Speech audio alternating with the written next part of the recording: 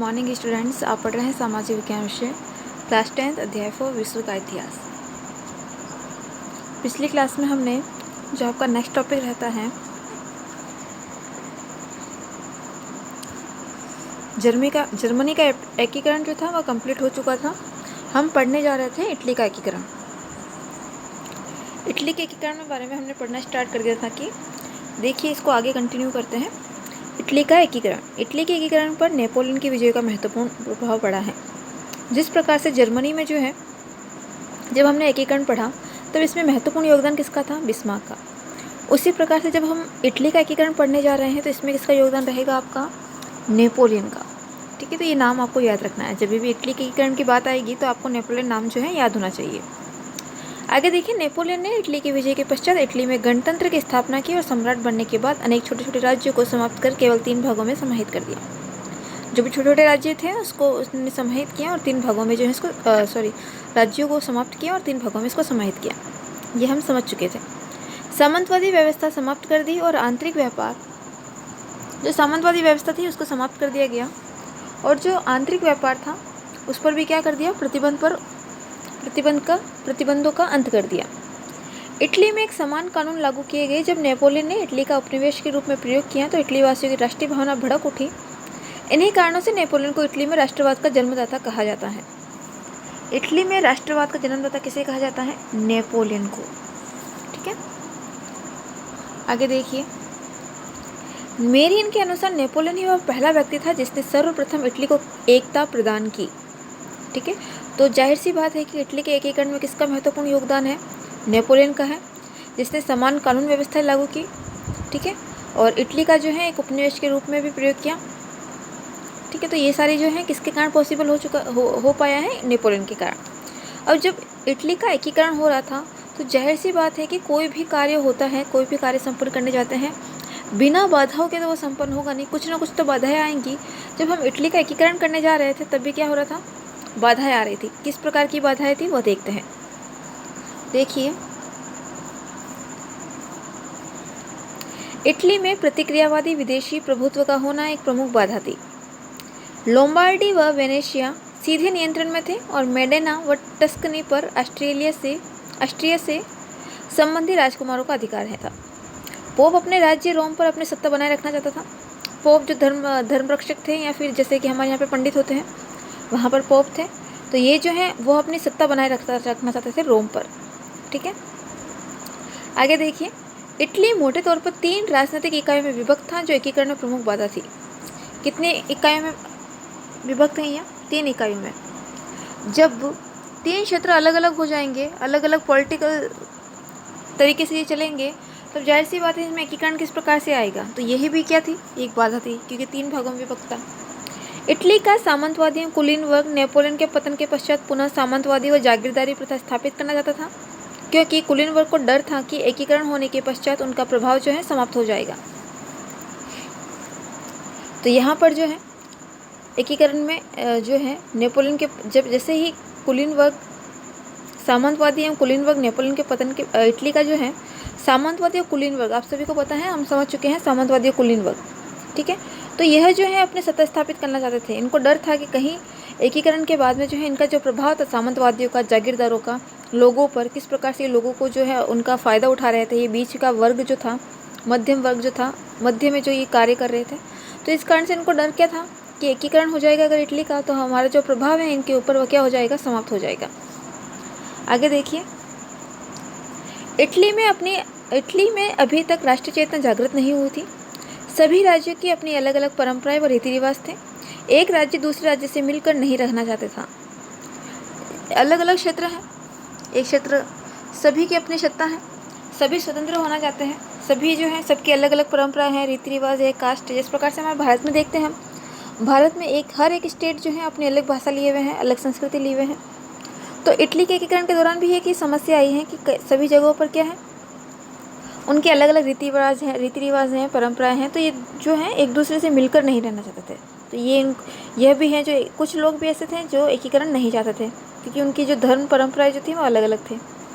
अगली कौन सी बाधा है? अगली बाधा है इटली के एकीकरण में यह भी बाधा थी कि एकीकरण किस विचारधारा के अंतर्गत किया जाए। इस बारे में राजनीतिज्ञ एकमत नहीं थे। मेज़िनी और गैरिबाल्डी इटली का एकीकरण गणराज्य के रूप में चाहते थे। यहाँ पर मेज़िनी और गैरिबाल्डी जो है एकीकरण जो है इटली का किस रूप में चाहते थे? गणराज्य के रूप में। जबकि जियोबाल्टी पोप अधीन राज्यों के संघ का समर्थक चाहता था। ठीक है, तो इस प्रकार से अलग अलग विचारधाराएं भी जो थी लोगों की, कोई किस प्रकार से चाहता था। कोई चाहता था एकीकरण जो है गणराज्य के रूप में हो, कोई चाहता था कि राज्यों के संघ का, इन्होंने जो है अधीन राज्यों के संघ का समर्थन किया है। तो इस प्रकार की जो है हमें बाधाएं देखने को मिलती हैं, कुछ रीति रिवाजों से संबंधित, कुछ सामंतवादी जागीरदारी जो उनको डर था कि अगर ये एकीकरण हो गया तो हमारा जो इन पर जो है स्वामित्व जो है वह समाप्त हो जाएगा। कुछ है ना राज्य विभक्त है, 3 राजनीतिक इकाइयों में विभक्त है। तो इस प्रकार से जो है पोप अपनी सत्ता बनाए रखना चाहते थे। तो इस प्रकार की जो है समस्याएं जो है इटली के एकीकरण में हमको देखने को मिलती है। ठीक है, अगला पॉइंट देखिए, इटली के एकीकरण में प्रमुख संगठन एवं व्यक्ति। सबसे पहला जो व्यक्ति है वह है कार्बोनरी। देखिए, इस गुप्त संस्था की स्थापना कब हुई थी? 1810 ईस्वी में नेपल्स में हुई। इस संस्था में सभी वर्गों के लोग सम्मिलित थे। इस संस्था के 2 प्रमुख उद्देश्य थे। क्या उद्देश्य थे? विदेशियों को इटली से बाहर निकालना और वैधानिक स्वतंत्रता की स्थापना करना। प्रभावशाली नेतृत्व और निश्चित उद्देश्यों के अभाव में यह संस्था क्या हो चुकी थी? विफल हो चुकी थी। आपके लिए इम्पोर्टेंट है यंग इटली। यंग इटली की स्थापना किसने की? मेज़िनी ने। वैसे तो इसका भी ध्यान रखना, नेपल्स ने की और 1810 में की। ये गुप्त संस्था थी। ठीक है, इसका उद्देश्य क्या था कि जो भी विदेशी इटली में रह रहे हैं तो उनको क्या निकालना, यहाँ से बाहर निकालना। जो भी जो बाहर के देशों के हैं, जो दूसरे क्षेत्र के जो इटली में रह रहे थे, उनको बाहर निकालना और उनको कानूनी रूप से स्वतंत्रता की स्थापना करना। ठीक है, और दूसरा जो है यंग इटली, इसकी स्थापना किसके द्वारा की जा रही है? मेज़िनी के द्वारा। इंपॉर्टेंट है आपका ये मेज़िनी नाम, 1831 ईस्वी में। ठीक है, जिसने क्या किया है? इटली के राष्ट्रीय आंदोलन में शीघ्र कार्बोनेरी का स्थान ले लिया। इसका स्थान किसके द्वारा लिया जा रहा है? यंग इटली के द्वारा। ठीक है, इसके बाद में कौन सी संस्था आ रही है? Young Italy. इसका स्थान ले रही है यंग इटली। स्थान ले लिया। मेज़िनी इटली के युवकों पर विश्वास करता था। उसका कहना था कि यदि समाज में क्रांति लानी है तो नेतृत्व नवयुवक के हाथ में दे दो। ये उनके हृदय में असीम शक्ति छिपी होती है। जाहिर सी बात है, नवयुवक जो होते हैं उनमें, नवयुवक में जोश की अधिकता देखने को मिलती है, तो वही जो है हमारे समाज में क्रांति ला सकते हैं। इस प्रकार का जो है मेज़िनी का कहना था। इस संस्था के 3 नारे थे। क्या नारे थे? परमात्मा पर विश्वास रखो, जो ईश्वर है उस पर विश्वास रखो। ये इनके क्या थे? नारे थे 3 यंग इंडिया के। पहला नारा था परमात्मा पर विश्वास करो, सब भाइयों को एक साथ मिलाओ। दूसरा था सभी एक साथ मिले, इटली को क्या करो? मुक्त करो। क्योंकि इटली का एकीकरण चाहते थे तो इटली को क्या करना पड़ेगा? मुक्त करना पड़ेगा। इस संस्था के उद्देश्य स्पष्ट है कि इटली की एकता और स्वतंत्रता की प्राप्ति, स्वतंत्रता, समानता, जन कल्याण पर आधारित राज्य की स्थापना हो। उनका उद्देश्य क्या था? स्वतंत्रता, समानता, जन कल्याण पर आधारित राज्य की स्थापना। ठीक है, इस संस्था में इटली वासियों में देशभक्ति, संघर्ष, त्याग, बलिदान और स्वतंत्रता की भावना भर दी। मेज़िनी ने इटली की जनता से आह्वान किया और कहा कि संयुक्त इटली के आदर्श को छोड़कर अन्य किसी चीज़ के पीछे मत दौड़ो।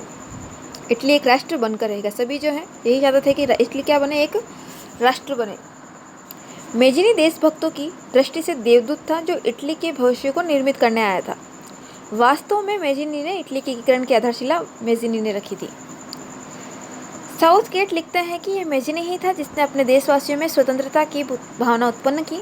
यद्यपि वह काबुल की भांति सेना नायक नहीं था, परंतु वह एक कवि, आदर्शवादी, विचारक और क्रांति का अग्रदूत था। यह बात कही गई है मेज़िनी के लिए। ठीक है, मेज़िनी आपका इम्पोर्टेंट रहता है, ये नाम आपको याद रहना चाहिए। अगला है आपका काउंट कैमिलो।